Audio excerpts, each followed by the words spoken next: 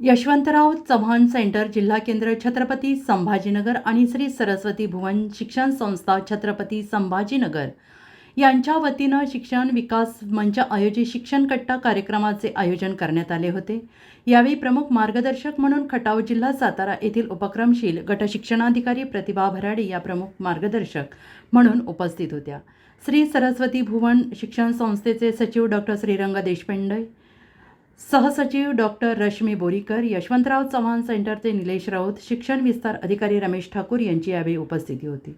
मूल समजून घेताना या विषयावर संवाद साधताना प्रतिभा भराडे म्हणाल्या की प्रत्येक शिक्षकाने मेंदू आणि मेंदू विकासाचा अभ्यास करायला हवा। मेंदू हा शिक्षणाचा अवयव आहे।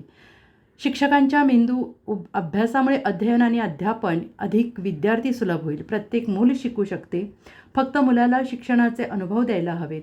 शिक्षणात नाविन्य हवे, त्यामुळे शिक्षकांनी विद्यार्थ्यांना नवनवीन अध्ययन अनुभव द्यायला हवेत।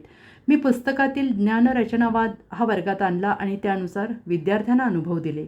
शिक्षकांच्या मदतीने कुमठेबीटसारखा प्रयोग मला पुढे नेता आला, याचा आनंद आहे। यशवंतराव चव्हाण सेंटरचे निलेश राऊत यांनी प्रास्ताविका शिक्षण विकास मंचच्या उपक्रमाची माहिती दिली। रमेश ठाकूर यांनी पाहुण्यांचा परिचय करून दिला। डॉक्टर विनोद सिनकर यांनी सूत्रसंचालन केले, तर शिक्षण कट्टा समन्वयक डॉक्टर रुपेश मोरे यांनी आभार मानले।